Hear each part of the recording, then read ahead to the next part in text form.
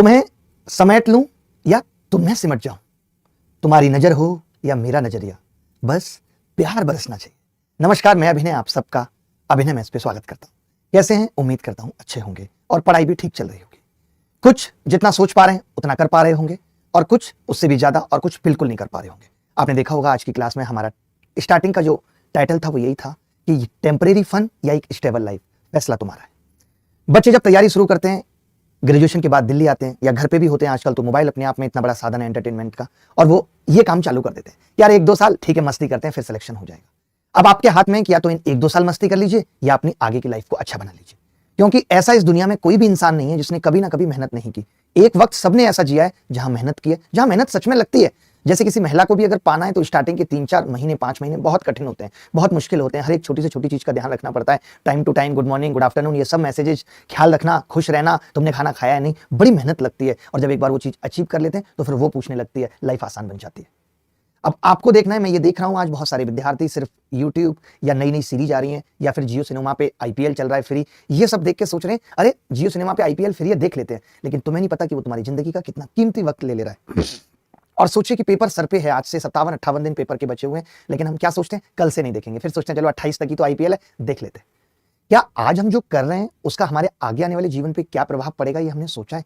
क्योंकि ये संसार का नियम है, ये जिंदगी कुछ भी देती नहीं है, ये जिंदगी सिर्फ लौटाती है। अगर आप टाइम पास करेंगे तो जो टाइम पास के बदले मिलेगा वो आपको मिल जाएगा, आप जो बोओगे वो आपको मिलता है, जो आप अभी मेहनत करोगे ये जिंदगी बाद में खूबसूरत लम्हे आपको लौटाएगी। आपको देखना है कि आपको करना क्या है। जब हम भी पढ़ते थे या कोई भी पढ़ता था तो पढ़ने में एफर्ट लगता है, बाकी चीजों में एफर्ट नहीं लगता।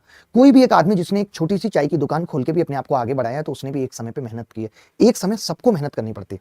आज आप देखते हो कि हमारे माँ बाप ने नहीं मेहनत की, जब उनका बचपन था, जवानी थी, पढ़ाई लिखाई पे नहीं फोकस किया, तो आज तब से लगातार मेहनत कर रहे हैं और आज भी कर रहे हैं। आप देखते होंगे घर में 54, 55, 60 साल पिताजी की उम्र हो गई लेकिन फिर भी मेहनत कर रहे हैं। और जो लोग कम उम्र में मेहनत कर लेते हैं, रितेश अग्रवाल को देख लीजिए, उसने एक टाइम पे मेहनत कर ली तो आज बढ़िया जिंदगी जी रहा है।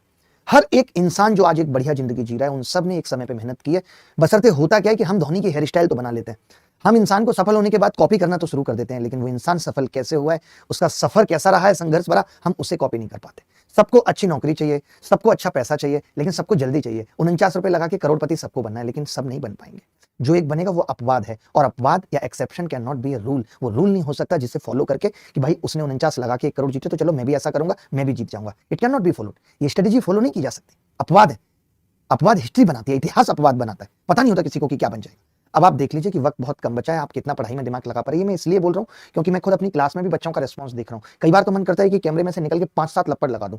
जब आप देखते हैं ना कि अलग अलग तरीके के अनाप शनाप बच्चे कमेंट करते हैं, तब मुझे लगता है मैं इतनी शिद्दत से पढ़ाता हूँ, इतनी मेहनत से पढ़ाता हूँ, मुझे पता है कि इस क्लास को करने के लिए मेरा कितना वक्त लगता है, कितना वक्त मैं परिवार से दूर रह के सिर्फ स्टूडियो में बैठ के मेहनत करता हूँ कि हाँ मैं इस तरीके से पढ़ाऊँ कि हर एक बच्चे को एक एक बात समझ आ जाए। लेकिन आपका ध्यान नहीं है। आज भी मैं देख रहा हूँ कि बहुत सारे बच्चे ऐसे पागल हुए पड़े कि पूरे पूरे दिन ही गणित पढ़ रहे हैं। मैं एक बात यहाँ पे और कहना चाहूंगा कि गणित की वो इंपॉर्टेंस नहीं रही है। अब ऐसा नहीं है कि गणित का शिक्षक आपको सिलेक्शन तक पहुंचा सकता है, नहीं।